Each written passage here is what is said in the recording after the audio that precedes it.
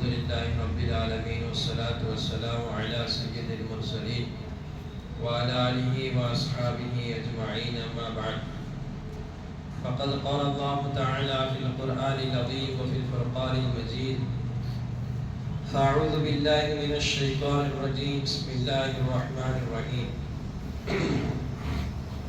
يا أيها الذين آمنوا لا تقربوا الصلاة وأنتم سكارى صدق الله العلي العظيم. சகோதரர்களே, அல்லாஹ்வின் நல்லடியார்களே, இன்றைய தினம் ஓதிய தராவியினுடைய தொழுகையில் நேற்றைய போன்றே அல்லாஹ் தஆலா இன்று ஒரு மிகப்பெரிய பாவத்தை குறித்து பேசுகிறார். இது எவ்வளவு பெரிய பாவம் என்றால் மனிதனை மிருகமாக மாற்றக்கூடிய பாவம், மனிதனுடைய அறிவை அடகு வைக்கக்கூடிய மிக பெரும் பாவம். இந்த பாவம் இருக்கும் வரை நாயகம் ஸல்லல்லாஹு அலைஹி வஸல்லம் எந்த அளவுக்கு சொன்னார்கள், இந்த பாவம் நம்மிடத்தில் இருக்கும் வரை அவனுடைய ஈமான் இருக்காது. ஒன்று அந்த உள்ளத்தில் அந்த பாவம் இருக்கும், இல்லை என்றால் ஈமான் இருக்கும் என்று சொன்னார்கள். அவ்வளவு பெரிய பாவம் தான் அல்லாஹ் இந்த மனித சமூகத்திற்கு மிகப்பெரிய மனிதனாக எடுத்துக்கொண்ட மதுபானம், மது குடிப்பது. உலக நாடுகள் எல்லாம் இந்த மதுவுடைய விஷயத்தில் எப்படி இதற்கு தடை செய்வது என்று இருக்கும் பொழுது இஸ்லாம் மட்டும் இந்த மதுவுக்கு முழுமையான ஒரு தடை கொடுத்தது. உலக நாடுகள் எல்லாம் மது தடையை கனவாக நினைத்துக் கொண்டிருக்கும் பொழுது இஸ்லாம் மட்டும்தான் அதை நினைவாக்கியது, அதை சட்டமாக இயற்றியது. என் இஸ்லாம் வருவதற்கு முன்னே பல சஹாபாக்கள் இந்த மது விஷயத்தில் தங்களை விட்டும் தற்காத்துக் கொண்டார்கள். அபூபக்கர் ரலியல்லாஹு, உமர் ரலியல்லாஹு அன்ஹு அவர்கள் எல்லாம் இஸ்லாம் வருவதற்கு முன்னாலே இருந்தே மது குடிப்பதை எல்லாம் விட்டு தங்களை ஒதுக்கி கொண்டார்கள். அபூபக்கர் ரலியல்லாஹு அன்ஹு அவரிடம் இப்படியே கேட்கப்பட்டது, நீங்கள் பெரும்பாலும் அரபியர்கள் இந்த மதுவை அதிக பிரியப்படுகிறார்கள், மதுவை தண்ணீரை போன்று குடிக்கிறார்கள். இன்று நாம் தண்ணீரை எப்படி குடிப்போமோ அப்படி அரபியர்கள் மது குடிப்பார்கள். மது இல்லாத வீட்டை கீழ்த்தரமாக அன்றைய காலத்திலே பார்க்கப்பட்டது. இப்படியெல்லாம் இருக்கும் பொழுது நீங்கள் ஏன் இந்த மதுக்குள்ளே கொஞ்சம் குடிக்க கூடாது என்று சொல்லும் பொழுது அதற்கு அபூபக்கர் ரலியல்லாஹு அன்ஹு அவர்கள் அழகாக ஒரு விளக்கம் கொடுப்பார்கள். அதுதான் நாம் சொல்லக்கூடிய இந்த மது, மது என்ற இந்த தமிழ் வார்த்தைக்கு அரபியில் பொது பொருளே ஹம்ர் என்பதுதான். ஹம்ர் என்று சொன்னால் அரபியிலே மூடி என்று பொருள். அபூபக்கர் ரலியல்லாஹு அன்ஹு இப்படி சொன்னார்களாம், அறிவு மது குடிப்பவன் அவருடைய அறிவை மூடிக்கொண்டான் என்று சொல்வார்கள். இப்ப மது குடித்தவனுக்கு அறிவு மூடி போய்விடும், அவனுக்கு அறிவு வேலை செய்யாது. எந்த அளவுக்கு தாய் யார் தாரம் யார் என்று அவனுக்கு தெரியாது. இப்படியே சொன்னார்கள், நான் ஒருவனை பார்த்தேன், அவன் மது குடித்து விட்டு மனத்தை, மனமான நறுமணத்தை மலம் என்று நினைத்து மலத்தை எடுத்து தன் மீது பூசிக்கொண்டான் என்று சொல்வார்கள் அபூபக்கர் ரலியல்லாஹு அன்ஹு. மதுவினுடைய இந்த கோர காட்சிகள் எல்லாம் மனிதனை அச்சுறுத்துகிறது. அரபியர்கள் மதுவை மிகப்பெரிய பாவமாகவே கருதாமல் சர்வசாதாரணமாக அதை குடிக்க ஆரம்பித்தார்கள். இதற்கு எப்படி அல்லாஹ் தடையை கொண்டு வந்தான்? பொதுவாக பெரும் பெரும் பாவங்களை எல்லாம் பார்த்தால் அல்லாஹ் சர்வசாதாரணமாக இது செய்யக்கூடாது என்று சொன்னால் சஹாபாக்கள் விட்டு விடுவார்கள். ஆனால் அப்படி இந்த மதுவை சொல்ல முடியுமா என்றால் சொல்ல முடியாது. காரணம், இந்த மதுவிலேயே ஊறி போயிருந்தார்கள் சஹாபாக்கள். அவருடைய ரத்தங்களுடன் கலந்து போய்விட்டது மது. மது இல்லாத ஒரு வாழ்க்கையை அவர்களால் நினைத்து கூட பார்க்க முடியாது. இந்த மாதிரியான நேரத்தில் ஒரேடியாக இஸ்லாம் வந்தவுடனே மது கூடாது என்று சொன்னால் பல பேர் தற்கொலை செய்து கொள்வார்கள். மதுவுக்கு முழுக்க முழுக்க தன்னை ஆட்படுத்திக் கொண்டார்கள், அடிமையாக்கி கொண்டார்கள். மது வந்தவுடனே மது கூடாது என்று சொன்னால் கண்டிப்பாக அவர்களுக்கு மது இல்லை என்றதினால் அந்த ஏக்கத்தை கருதியே தங்களுடைய கைகாலெல்லாம் ஆட ஆரம்பித்துவிடும். எனவே இஸ்லாம் ஒரு அழகிய ஒரு நெறியை கொடுத்தது, சன்னம் சன்னமாக மது சட்டத்தை கொண்டு வந்தது. எடுத்தேன் கவிழ்த்தேன் என்று இல்லாமல் கொஞ்சம் கொஞ்சமாக அல்லாஹ் தஆலா 3 கட்டமாக மதுக்கு தடை விதிக்கிறார். முதல் குர்ஆனுடைய அத்தியாயத்தில் அல்லாஹ் இப்படி சொன்னான், இஸ்முஹுமா அக்பரு மின் நஃபைஹுமா, மதுனுடைய போஜனத்தை விட அதனுடைய தீமை அதிகமாக இருக்கிறது. இது மேலோட்டமாக முதல் முறையாக அல்லாஹ் மதுவை பற்றி பேசினான். நீங்க நினைக்கிறீங்க மதுல நிறைய பிரோஜனம் இருக்குதுன்னு நினைக்கிறீங்க, கிடையாது. மதுல தீமை தான் அதிகம் என்று மது விஷயத்தில் அவருடைய அறிவை முதலில் அல்லாஹ் கிண்டிக்கார விட்டார். இதை மேலோட்டமாக எடுத்த பல சஹாபாக்கள் எல்லாம் அன்றிலிருந்து மதுவை விட்டு விட்டார்கள். என்றாலும் மது முழுமையாக தடை செய்யப்படவில்லை. பல சஹாபாக்களும் குடித்துக் கொண்டுதான் இருந்தார்கள். அதற்கு பிறகு அப்துல்லாஹ் இப்னு அவுஃப் ரலியல்லாஹு அன்ஹு அவருடைய வீட்டிலே ஒரு விருந்து ஏற்பாடு செய்யப்பட்டது. பொதுவாகவே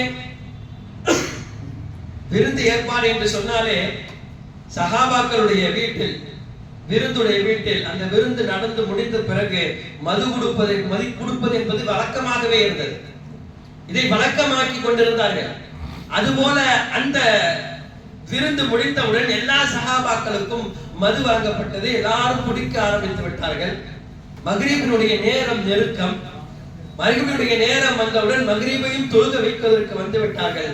முழுக்க முழுக்க மது போதையிலே மக்ரிபுடைய தொழுகையை ஒரு சஹாபி நடத்தினார். அதனுடைய வெளிப்பாடு சூரா ஃபாத்திஹா ஓதிவிட்டு துணை சூறாவாக சூரத்துல் காஃபிரூன், நமக்கு தெரியும் குல் யா அய்யுல் காஃபிரூன் என்ற சூறாவிலே லா அஅ்புது மா தஅ்புதூன் என்ற ஆயத்து, இந்த ஆயத்தை இப்படி ஓதினார், அஅ்புது லா தஅ்புதூன், அதாவது நீங்கள் வணங்கக்கூடிய தெய்வத்தை நான் வணங்கவில்லை என்பது இந்த ஆயத்துடைய பொருள். ஆனால் அந்த லா என்ற ஒரு எழுத்தை விட்டதின் காரணமாக நீங்கள் எந்த தெய்வத்தை வணங்குகிறீர்களோ அந்த தெய்வத்தை தான் நாங்களும் வணங்குகிறோம் என்று பொருள் கொள்ளப்படும் மிகப்பெரிய ஷிர்கான ஒரு வார்த்தையை சொல்லி அந்த சஹாபி தொழுகையை முடிக்கிறார். இந்த செய்தி பெருமானார் ஸல்லல்லாஹு அலைஹி வஸல்லம் காதுக்கு போகிறது. நாயகம் ஸல்லல்லாஹு அலைஹி வஸல்லம் இது விஷயத்தில் பெரும் வருத்தப்பட்டார்கள். அப்பொழுதுதான் அல்லாஹ்விடத்திலே கையேந்தி கேட்டார்கள். இது மாதிரியான சூழ்நிலையில் தான் இன்றைய தராவியிலே ஓதிய அந்த ஆயத்து இறக்கப்பட்டது. யா அய்யுஹல்லதீன ஆமனூ லா தக்ரபுஸ் ஸலாத்த வ அன்தும் சுகாரா, ஈமான் கொண்ட விசுவாசிகளே, நீங்கள் தொழுகையிலே இருக்கும் பொழுது, தொழுகைக்கு செல்லும் பொழுது மது குடிக்க வேண்டாம். இப்ப மது உங்களுக்கு இரண்டாம் கட்டம் தடையாக அல்லாஹ் எப்போது விதித்தார் என்றால் தொழுகைக்கு முன்னால் மது குடிக்க வேண்டாம் என்று தடை விதித்தார். ஆனால் முழுமையாக தடை அப்போதும் வந்ததா என்றால் அப்போது முழுமையான தடை வரவில்லை. ஆனால் மது குடிக்கக்கூடிய நேரங்களை சஹாபாக்கள் குறைத்துக் கொண்டார்கள். ஏன்னா இஷாக்கு பிறகு மது குடித்து விட்டு தூங்கிவிட்டா அடுத்த காலை வரை காலைக்குள்ளே தெளிவு வந்துவிடும். அதுக்கு பிறகு காலை நேரத்திலே கொஞ்சம் லொகருடைய வக்து நீளம், லொகர் இருந்து அசர் வக்து நீளம். அப்ப அசருக்கு முன்னால் விட்டவர்கள் இஷா வரையும் மறுபடியும் தொழ மாட்டார்கள். அடுத்தடுத்த வக்து இருப்பதனால் தொழ மாட்டார்கள். இப்படி அவருடைய பெரும்பாலான நேரங்கள் மதுவிலே இருக்கும் பொழுது மதுனுடைய நேரங்களை அல்லாஹ் அவர்கள் குறைத்துக் கொள்ளக்கூடிய ஒரு சூழ்நிலைக்குள் அல்லாஹ் ஆக்கினார். ஒரு சட்டத்தை அல்லாஹ் எவ்வளவு அழகாக வந்து கொண்டு நிறுத்துகிறான் என்று பார்க்க வேண்டும். கொஞ்சம் கொஞ்சமாக ஒரேடியாக சொல்ல போனால் அது அவர்களிடமிருந்து எடுபடாது என்பதற்காக அல்லாஹ் தஆலா கொஞ்சம் கொஞ்சமாக அந்த சட்டத்தை கொண்டு நிரப்புகிறார். அடுத்து கடைசியாக இதே போல மற்றொரு விருந்து ஸஅத் ரலியல்லாஹு அன்ஹுடைய வீட்டில் நடக்கிறது. இந்த விருந்தில் முஹாஜிர்கள், அன்சாரிகள், எல்லா சஹாபாக்களும் ஒன்று சேர்கிறார்கள். இந்த நேரத்திலே முஹாஜிர் ஒரு சஹாபி மது குடித்து விட்டு ஒரு கவிதையை படிக்கிறார். அந்த கவிதையுடைய வாசகம் எப்படி இருக்கிறதுனா, அன்சாரி சஹாபியை கொஞ்சம் தரம் தாழ்த்தி படிப்பதை போல அவர் படிக்கிறார். முஹாஜிர்களை உயர்த்தியும் அன்சாரிகளை தாழ்த்தியும் ஒரு கவிதை படித்துக் கொண்டிருக்கும் பொழுது ஓரளவுக்கு அன்சாரிகள் பார்த்து கொண்டே இருந்தார்கள். அதுக்கு மேல பார்க்க முடியல, அவங்களுக்கு இவ்வளவு தரம் தாழ்த்தி பேசுகிறாயா என்று சொல்லி கையிலே உண்டு கொண்டிருந்த ஒட்டகத்தினுடைய எலும்பை எடுத்து ஒரே அடியாக அடித்தார் அந்த சஹாபியினுடைய தலையில். அவர் தலை உடைந்து காயமாக்கப்பட்டது. இந்த செய்தியும் நாயகம் ஸல்லல்லாஹு அலைஹி வஸல்லமுக்கு கொண்டு போகப்பட்டது. பெருமானார் ஸல்லல்லாஹு அலைஹி வஸல்லம் இதையெல்லாம் பார்த்து விட்டு உமர் ரலியல்லாஹு அன்ஹு வந்து விட்டார்கள். யா ரசூலுல்லாஹ், தற்போது கொடுக்கக்கூடிய சட்டம் என்பது முழுமையான மது தடை சட்டமாக இருக்க வேண்டும் என்று நான் நினைக்கிறேன். பொதுவாக எப்போதெல்லாம் உமர் ரலியல்லாஹு அன்ஹு இந்த உம்மத்திற்கு இது இப்படி இருந்தா நல்லா இருக்கும்னு நினைக்கிறாங்களோ அப்போதெல்லாம் அல்லாஹ் தஆலா அதை சட்டமாகவே ஏற்றி விடுவார். இதையெல்லாம் பார்த்து பார்த்து தான் பெருமானார் ஸல்லல்லாஹு அலைஹி வஸல்லம் இப்படியே சொன்னார்களாம், இன்னல்லாஹ யன்திகு அலா லிசானில் உமர், உமரே உங்களுடைய நாவிலே பல நேரங்களில் அல்லாஹ் பேசுகிறார். ஏதாச்சும் ஒண்ணு உமர் ரலியல்லாஹு இப்படி இருந்தா நல்லா இருக்குமோ, இது செய்தா நல்லா இருக்குமோ என்று நாயகத்திடம் ஒரு ஒரு ஒரு ஒப்பீனியனாக போய் தான் சொல்வார்கள். ஆனால் அதை அல்லாஹ் அப்படியே சட்டமாக ஏற்றி விடுவார். அப்படித்தான் இந்த விஷயத்தையும் சொல்லிட்டு வெளியே வரும் பொழுது துஆ செய்தார்கள். அல்லாஹும்ம பைக்கின் லனா பயானன் ஷாஃபியா, யா அல்லாஹ் இந்த மதுவுடைய விஷயத்திலே ஒரு தெளிவான சட்டத்தை நீ கொடுப்பாயாக என்று துஆ செய்து விட்டு வெளியே வரும் பொழுதுதான் அல்லாஹ் மது தடை சட்டம் ஆயத்தை இறக்கினான். யா அய்யுஹல்லதீன ஆமனு இன்னமல் கம்ரு வல் மைசிரு வல் அன்சாபு வல் அஸ்லாம் மின் அமலி ஷைத்தான் ஃபஜ்தனிபூஹு லஅல்லகும் துஃப்லிஹூன். ஈமான் கொண்ட விசுவாசிகளே, உங்களுக்கு மது, சூதாட்டம், சிலை வணக்கம், வல் அஸ்லாம் குறிப்பார்ப்பது, ரிஜ்ஸு மின் அமலி ஷைத்தான், இதுவெல்லாம் ஷைத்தான் உடம்பிலிருந்து உண்டான ஒரு அசுத்தம். ஃபஜ்தனிபூஹு, நீங்கள் உங்களை தற்காத்துக் கொள்ளுங்கள், லஅல்லகும் துஃப்லிஹூன், அப்படி செய்தால் நீங்கள் தான் வெற்றியாளர்கள். இந்த ஆயத்தை அல்லாஹ் குர்ஆனிலே முழு தடை மது தடை சட்டமாக இறக்கினான். இந்த ஆயத்து இறக்கப்பட்ட பொழுது சஹாபாக்களுக்கெல்லாம் இவ்வளவு நாட்களாக தாங்கள் செய்திருந்த பாவம் என்பது இடி விழுந்ததை போல ஆகிவிட்டது. ஏன்னா இந்த விஷயத்துல அல்லாஹ் எவ்வளவு கண்டித்து பேசுகிறான்னா, மது குடிக்காதீங்கன்னு சொல்லிவிட்டு இருந்தால் பரவாயில்லை, ஆனால் அந்த மதுவை ஒப்பிட்டு பேசுகிறான். எதனுடன்? இது போல சிலை வணக்கம் செய்கிறார்கள் அல்லவா, அந்த சிலை வணக்கம் செய்பவருடன் மது குடிப்பதையும் அல்லாஹ் ஒப்பிட்டு பேசுகிறார். எப்படி நீங்கள் சிலை வணக்கம் செய்யாமல் உங்களை தற்காத்துக் கொள்கிறீர்களோ அது போல மது குடிக்க கூடாது. சிலை வணக்கத்திற்கு கொடுத்த அழுத்தத்தையும் ஆணிவத்தையும் அல்லாஹ் தஆலா மது குடிப்பதற்கும் கொடுக்கிறான். அதை செய்யக்கூடாது என்று தடை விதிக்கிறார். இது அல்லாஹ் குர்ஆனிலே மிக கண்டிப்பாக சொன்ன வார்த்தை. அதை தொடர்ந்து பெருமானார் ஸல்லல்லாஹு அலைஹி வஸல்லம் அவர்களும் சொன்னார்கள், முதிமுனில் ஹம்ர், ஹம்ரிலே தன்னுடைய வாழ்க்கையை மூழ்கடித்தவர், எந்த நேரம் தண்ணீரிலேயே கிடக்கக்கூடியவர், இதா மாத, அவர் மரணித்தார் என்றால் லக்கிய அல்லாஹு கஆபிதில் வஸன், அவர் நாளை அல்லாஹ்வை எப்படி பார்ப்பார், சிலவணக்கசாலிகள் எப்படி பார்ப்பார்களோ அப்படித்தான் அவர் அல்லாஹ்வை அணுகுவார். ரசூலுல்லாஹ் சொன்ன எச்சரிக்கை, நாயகம் சொன்ன எச்சரிக்கையும் அல்லாஹ் சொன்ன எச்சரிக்கையும் பார்த்தால் ஓரளவுக்கு சரிசமமாகவே தெரியும். என்ன, இரண்டு கருத்தும் ஒரே மாதிரி. அல்லாஹ்வும் சிலை வணக்கத்திற்கு ஒப்பிட்டு பேசுகிறான். நாயகம் ஸல்லல்லாஹு அலைஹி வஸல்லம் மரணத்திற்கு பிறகு மது குடித்ததிலிருந்து நீங்கள் கடைசி வரைக்கும் தௌபா செய்யாமலே மௌனத்தாகி விட்டீர்கள் என்றால் சிலை வணக்கம் செய்பவர்களை போல நாளை கபரிலிருந்து எழுப்பப்படுவீர்கள் என்று நாயகம் ஸல்லல்லாஹு அலைஹி வஸல்லம் அவர்களும் சொல்லிவிட்டார்கள். இவ்வளவு பெரிய பாவம் எடுத்தாலும் அந்த பாவத்தும் பாவமாக இருக்கும், அதற்கும் ஈமானுக்கும் மத்தியிலே சம்பந்தம் இருக்காது. ஏன்னா ஈமான் ஈமானாகத்தான் இருக்கும். ஆனா மதுக்கு மட்டும்தான் நாயகம் என்ன சொல்லியிருக்கார்கள் என்றால், இந்த மது என்பது முஷ்ரிக் ஷிர்க்குகளுக்கு உள்ளே போய் இருக்கிறது, எனவே இந்த மது ஈமானுக்கு ஆபத்தானது. மது குடிப்பது என்பது பல நேரங்களில் ஈமானுக்கே அது மிகப்பெரிய ஆபத்தாக அமைந்து விடுகிறது. எனவே இஸ்லாம் முழுக்க முழுக்க இது மது தடை சட்டத்திற்கு கொண்டு வந்ததற்கு காரணமே உலகத்தில் அனைவரும் செழிப்பாக வாழ வேண்டும், சந்தோஷமாக வாழ வேண்டும். ஆனால் எப்படி வட்டியை ஹலாலாக்குவது என்று நம்மில் பலர்கள் முயற்சிக்கிறோமோ அது போல பல பேர் மதுவை ஹலாலாக்குவதற்கு முயற்சித்துக் கொண்டிருக்கிறார்கள். பெரிய வருத்தம். பல காரணங்களும் அதற்கு கொண்டு வந்து நிறுத்துகிறார்கள். மது குடிப்பதுதான் கூடாது, மது குடிப்பது கூடாது என்று சொன்னால் அது அதனுடைய அடிப்படையில் வைக்கக்கூடிய எதையுமே குடிப்பது கூடாது. ஆனால் மது குடிப்பதை தவிர்த்து கொண்டு சில நேரங்களில் இந்த பீர் என்றெல்லாம் சொல்கிறார்களே, அதெல்லாம் அவ்வளவா போதை வராது, அதனால அதெல்லாம் குடிக்கலாமா என்று சட்டம் கேட்கிறார்கள். பெருமானார் ஸல்லல்லாஹு அலைஹி வஸல்லம் முழுக்க முழுக்க இன்றல்ல அன்றே ரசூலுல்லாஹ் அதையெல்லாம் அப்படியே அடியோடு ஒழித்து விட்டார்கள். தெளிவாக ரசூலுல்லாஹ் சொன்ன வார்த்தை, குல்லு முஸ்கிரின் ஹராம், எதுவெல்லாம் போதை தருமோ அதுவெல்லாம் ஹராம். குல்லு ஹம்ரின் முஸ்கிர், எது எந்தெந்த ஹம்ர் போதை தருமோ அதுவெல்லாம் மதுதான் என்று ரசூலுல்லாஹி ஸல்லல்லாஹு அலைஹி வஸல்லம் தெளிவான ஒரு சட்டத்தை சொன்னார்கள். இன்னும் சில பேர் இப்படி ஒரு மசாலா கேட்கிறார்கள். என்னன்னா, அந்த காலத்துல சஹாபாக்களே கேட்ட மசாலா தான் ஆனா இந்த காலத்தில் பல பேர் கேட்கக்கூடிய நிலை. என்னன்னா, ஒரு தைலமி சஹாபி ரலியல்லாஹு அன்ஹு அவர்களே கேட்டார்கள், யா ரசூலுல்லாஹ், எங்க ஊரில குளிர் பிரதேசம் அதிகமா எங்களுக்கு குளிர் இருக்கிறது, அந்த குளிரை நாங்கள் தற்காத்துக் கொள்வதற்காக என்ன செய்வது, கொஞ்சம் மது குடிக்கலாமா என்று அனுமதி கேட்கிறார்கள்.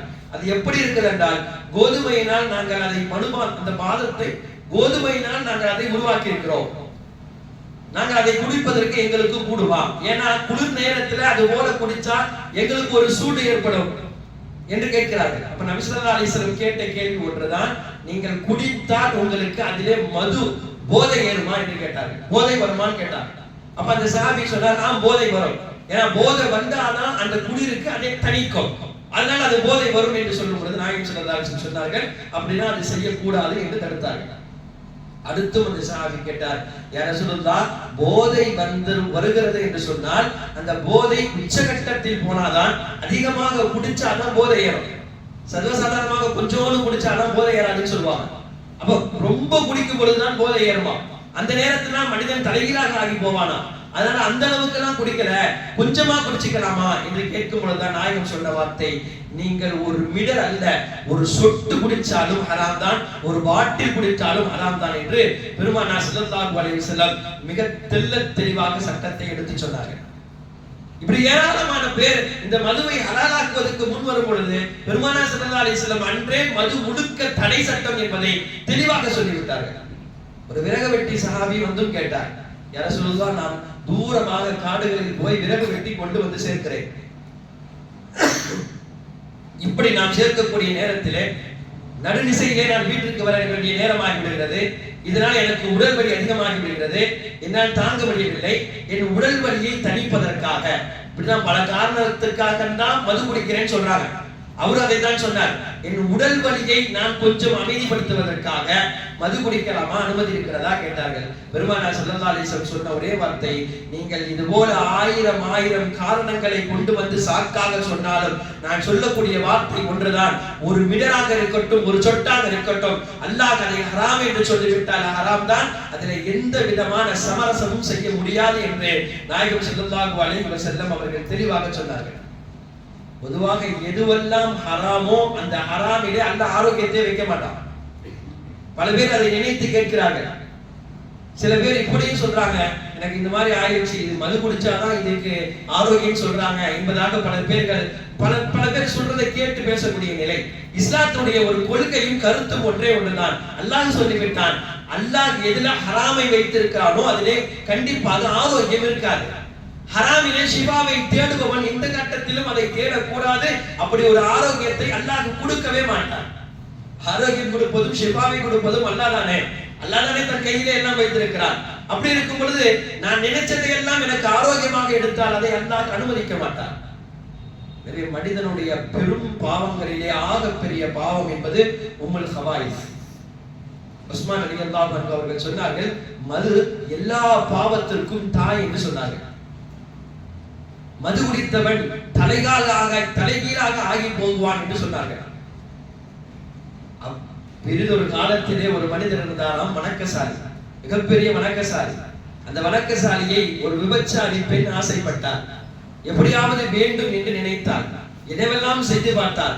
கடைசி வரையும் வணக்கசாலி அவர் பெண்ணுடைய வலையில் சிக்கவில்லை. ஒரு கட்டத்தில் ஒரு அடிமை பெண்ணை அனுப்பி தான் இஸ்லாத்துக்கு வருவதாக வணக்கசாலியிடம் சொல்ல சொன்னார். நல்ல பெண்ணாக அவள் ஆகிவிட்டாள் என்று நினைத்துக் கொண்டு வணக்கசாலியும் அவளை வீட்டுக்கு வர சொல்லுங்கள் என்று சொல்லி அனுப்பினார். ஆனால் அந்த பெண் வர மறுத்துவிட்டு தன் வீட்டிற்கு அழைத்தார். வணக்கசாலி கலிமாவை சொல்லிக் கொடுக்கதான் என்று சொல்லி உள்ளே போனார். ஒவ்வொரு அறையாக தாண்டி கடைசியாக அந்த பெண்ணுடைய அறைக்கு வரும் பொழுது கதவை அழைத்து அந்த பெண் தாளிட்டு விட்டாள். தாளிட்டு விட்டு ஒரே ஒரு வார்த்தை இதுதான் சொன்னால், உனக்கு 3 சந்தர்ப்பத்தை கொடுக்கிறேன். ஒன்று, நீ எனக்கு கட்டுப்பட வேண்டும், என்னை தொட வேண்டும். அப்படி இல்லையா, இரண்டாவதாக பிஞ்சு குழந்தை இருக்குது, இந்த குழந்தையை கொலை செய்ய வேண்டும். அப்படியும் இல்லையா, இதோ இந்த மது பாட்டிலிருந்து கொஞ்சம் மது குடிக்க வேண்டும். இதில் 3 ஏதாவது செய்ய வேண்டும். அது என்னவோ நீ செய்து கொள்ளலாம், ஆனால் எதற்கும் நான் அடிப்படைய மாட்டேன் என்று சொன்னார். இங்கேயே கூக்குரலிட்டு உனது மானத்தை வாங்கி விடுவேன் என்று அந்த பெண் சொன்னார். மிகப்பெரிய தடுமாற்றத்திலே அந்த வணக்கசாலி என்ன செய்வது என்று தெரியாமல் ஒரு பெண்ணை தொடுவது ஆக பெரிய பாவம், அதை செய்யக்கூடாது. ஒரு பச்சிலம் குழந்தையை கொலை செய்வது என்பது அது நடக்காத காரியம், அதையும் செய்யக்கூடாது. ஆனால் வாழ்நாட்களில் மது குடித்ததே கிடையாது, ஒரு சின்ன மிடரு தானே, இதை குடித்து விட்டு ஓடோடி விடலாம் என்று நினைத்து மது குடிப்பதற்கு ஒத்துக்கொண்டு மதுபாட்டிலிருந்து சிறு மிடரை எடுத்து குடித்தார். குடித்த அடுத்த கணமே அந்த பெண் அவளை பிடித்தார். மறுபடியும் கேட்டார், கொடுத்தார். மறுபடியும் கேட்டார், கொடுத்தார். ஒரு பாட்டிலை முழுக்க காலி செய்துவிட்டு எந்த பெண்ணை தொடமாட்டேன் என்று சொன்னாரோ அந்த பெண்ணை தொட்டால், எந்த குழந்தையை கொலை செய்ய மாட்டேன் என்று சொன்னாலோ அந்த பாட்டலை வைத்து அடித்து அந்த பச்சிளம் குழந்தையும் கொலை செய்தார். அதைத்தான் உஸ்மான் ரலியல்லாஹு அன்ஹு அவர்கள் சொன்னார்கள், மது அது உம்முல் ஹவாயிஸ், அனைத்து பாவங்களுக்கும் தாயாகி போகிறது. எல்லா பாவத்திலிருந்தும் மனிதன் வெளிவந்து விடலாம், ஆனால் மது என்ற ஒரு பாவம் இருந்தால் எந்த பாவத்திலிருந்தும் கடைசி வரையும் அவனால் வெளிவர முடியாது. எனவே தான் இஸ்லாம் மதுவை பெரும் தடையாக அதை தடை செய்தது. அல்லாஹ் குர்ஆனிலே மது தடை என்று சொல்லிவிட்டான் என்று முடித்து விட முடியாது. நபி ஸல்லல்லாஹு அலைஹி வஸல்லம் மது குடித்தவருடைய முகம் பார்க்க முடியாத அளவுக்கு அவரை இழிவுபடுத்தினார்கள். ஏன்னா இந்த பாவத்திலிருந்து இவன் வெளிவந்தால்தான் இவனுடைய குடும்பத்தை இவன் பார்க்க முடியும். இந்த பாவத்திலிருந்து இவன் வெளிவர முடியும் என்றால் இவன் சுற்றி உள்ள யாரையும் இவன் பார்ப்பதற்கு தயாராக மாட்டான். எனவே பெருமானார் முதல் கட்டமாக மது குடிப்பவனுக்கு சொன்னார்கள், மது குடித்தான் என்று சொன்னால் அவனுக்கு பெண் கொடுக்காதீர்கள். மது குடித்தவனுக்கு பெண் கொடுக்க கூடாது என்றார்கள் ஸல்லல்லாஹு அலைஹி வஸல்லம். நபியினுடைய வார்த்தை அது. அதையும் விட தாண்டி ரசூலுல்லாஹ் இப்படி சொன்னார்கள், மது குடித்தவன் நோய்வாய்ப்பட்டால் அவனை போய் நோய் விசாரிக்க செல்ல வேண்டாம். எவ்வளவு பெரிய சட்டம். ரசூலுல்லாஹ் இதை மாற்று மத சகோதரருக்கு கூட சொல்லவில்லை. ஒரு மாற்று மத சகோதரர் நோய்வாய்ப்பட்டால் ஒரு முஸ்லிமாக ஒரு பக்கத்து வீட்டில் அவர் இருக்கிறார் என்றால் அவரை போய் பார்க்க வேண்டும் என்று இஸ்லாம் சொல்கிறது. அல்லாஹ்வே யாரும் தெரியாதவனை கூட நாயகம் போய் பாரு என்று சொல்கிறார்கள். ஆனால் மது குடித்தவனை நீ பார்க்க வேண்டாம் என்று சொல்கிறார்கள். நான் யோசிக்க வேண்டும், அது எவ்வளவு பெரிய பாவமாக இருக்கும். அது ரசூலுல்லாஹி ஸல்லல்லாஹு அலைஹி வஸல்லம் எவ்வளவு கண்டித்திருப்பார்கள். அடுத்து தொடராக நாயகம் சொன்னார்கள், அடுத்தும் மது குடித்தவன் ஒரு சொட்டு குடித்தாலும் கூட 40 நாட்கள் அவனுடைய இபாதத்துகள் தூக்கி எறியப்படும். எவ்வளவு பெரிய இபாதத் செய்தாலும் மது குடித்து 40 நாட்கள் எந்த இபாதத்தும் ஏற்றுக்கொள்ளப்படாது, எந்த துஆவும் ஏற்றுக்கொள்ளப்பட மாட்டார். மது குடித்தவன் சபையிலிருந்து யாருக்காவது சாட்சி சொன்னான் என்றால் நாயகம் சொன்னார்கள், அவன் சாட்சியை தூக்கி போடுங்கள், அவன் சாட்சியை ஏற்றுக்கொள்ளாதீர்கள், அவனை உண்மைப்படுத்த வேண்டாம். தொடர்ந்து பெருமானார் ஸல்லல்லாஹு அலைஹி வஸல்லம் பேசிக்கொண்டே வருகிறார்கள். இதற்கெல்லாம் காரணம் ஒன்றுதான், மது பழக்கத்திலிருந்து எப்படியாவது ஒரு முஸ்லிம் வெளிவர வேண்டும். இப்படிலாம் செஞ்சா ஒரு கட்டத்துல அவன் என்ன நினைப்பான், எல்லாரும் என்ன தனிமைப்படுத்துகிறாங்க, நான் ஏன் இப்படி தனிமையாக இருக்கணும், நான் மதுவை விட்டுட்டா எல்லாரோடையும் நானும் சேர்ந்து இருப்பேனே என்ற ஒரு கட்டத்திற்குள் வருவதற்காக வேண்டியே பெருமானார் இப்படி போட்ட அழகிய சட்டங்களை எல்லாம் நிறுவினார்கள். வட்டியில எப்படி சொல்லணுமோ அதே மாதிரிதான் மதுவலியும் நாயகம் சொன்னார்கள். வட்டிக்கு எந்த வகையிலே சம்பந்தப்பட்டவனும் ஹராம் தான் என்று சொன்னார்களே, அதே போலதான் மது குடிப்பதிலே எந்த வகையிலே சம்பந்தப்பட்டாலும் ஹராம் தான். மதுவை தூக்கி வந்தவனும் ஹராமான வேலையை செய்கிறான், மதியை குடிப்பவனும் ஹராமான வேலையை செய்கிறான், மதுவை விற்பவனும் ஹராமான வேலையை செய்கிறான். மது கட்டத்தில் அவன் எந்த சந்தர்ப்பத்தில் மது விஷயத்தில் போய் உள்ளாக்கினாலும் அவன் ஹராமான வேலையை செய்து கொண்டிருக்கிறான். கடைசி கட்டம் என்ன தெரியுமா, மது பல பேர்கள் குடிக்கிறார்கள், இவர் சும்மாதான் உட்கார்ந்தாலும் இல்ல மது குடித்தவருடன் சேர்ந்து இவர் ஜூஸ் வாங்கி குடித்தாலும் நாயகம் சொன்னார்கள், அந்த இடம் சதிப்பைக்குரிய இடம், அந்த இடத்திலும் கூட உட்கார வேண்டாம். அப்படி உட்கார்ந்தால் மது குடித்தவனுக்கு என்ன தண்டனையோ அது போலத்தான் உங்களுக்கும் தண்டனை. உச்சகட்ட தண்டனையாக ரசூலுல்லாஹ் பேசக்கூடிய வார்த்தை இதெல்லாம். எந்த அளவுக்கு இந்த மதுவுடைய வீரியத்தை குறைக்க வேண்டும் என்றால் பெருமானார் ஸல்லல்லாஹு அலைஹி வஸல்லம் இதையெல்லாம் சொல்லியிருப்பார்கள். மது குடித்து குடித்து மது தடை சட்டம் வந்தவுடன் சஹாபாக்கள் மது போலத்தை எடுத்து வாய்க்கு போய் போனவர்கள் எல்லாம் அதை தூக்கி எறிந்தார்களாம். மது தடை சட்டம் வந்தவுடன் வீட்டிலே அலமாரியிலே வைத்திருந்த மதுக்கள் பாட்டுகளையும் எடுத்து மதினத்து மண்ணிலே போட்டு உடைத்தார்கள். மதினா மது ஆறாக ஓடியது என்ற அளவுக்கு பதிவு செய்கிறார்கள். ரசூலுல்லாஹ் பன்னாடியும் காயத்திற்கு பிறகும் கூட இந்த மது வந்துவிடக் கூடாது என்பதற்காக மது குடித்த பாட்டிலில் தண்ணீர் கூட குடிக்க வேண்டாம் என்று சொன்னாங்க. அந்த பாட்டில் இப்ப இருக்குது, அதை நல்லா கழுவிட்டோம், பல ஆண்டுகள் ஆயிடுச்சு, இப்ப அந்த தண்ணி கொடுக்கலாமா, ரசூலுல்லாஹ் அந்த பாட்டிலே வேணா தூக்கி போடுங்கன்னாங்க. ஏன்னா அந்த மது குடித்த ஞாபகம் கூட ஒரு முஸ்லிமுக்கு வந்துவிடக் கூடாது என்பதற்காக பெருமானார் ஸல்லல்லாஹு அலைஹி வஸல்லம் இந்த மது சட்டத்தில் எல்லாம் தீவிரமாக சட்டத்தை இயற்றினார்கள். எனவே நமது பொறுப்பு, நாம் குடிக்கவில்லை நீங்கிவிடக் கூடாது. நமக்கு தெரிந்தவர்கள் யாராவது சொந்த பந்தத்தில் இது போல பாவத்தில் ஈடுபட்டிருந்தால் கொஞ்சம் உட்கார வைத்து சொல்ல வேண்டிய கடமை நமக்கு இருக்கிறது. இஸ்லாம் இந்த அளவுக்கு மது குடித்தவனை பற்றி பேசியிருக்கிறது என்றால் யோசித்து பார். இதற்கு மேலும் எனக்கு மதுதான் முக்கியம் என்றால் இஸ்லாம் வேண்டாம் என்ற முடிவுக்கு வர வேண்டும். இல்லை, இஸ்லாம் தான் எனக்கு வேண்டும் என்றால் மது வேண்டாம் என்ற முடிவுக்கு ஒரு முஸ்லிம் வர வேண்டும் என்ற நினைப்புகளை எல்லாம் நாம் கண்டிப்பாக எடுத்து சொல்லும் பொழுது எப்படிப்பட்ட முஸ்லீமாக இருந்தாலும் எந்த தொழுகைக்கு வராத முஸ்லிமாக இருந்தாலும் ஒரு கட்டத்தில் அதை உள்வாங்கிக் கொள்வார். வல்ல அல்லாஹ் அந்த அனைத்து பாக்கியங்களையும் நம் அனைவருக்கும் தந்தருள் புரிவானாக. வாஹிரு தஅவானா அல்ஹம்துலில்லாஹி ரப்பில் ஆலமீன்.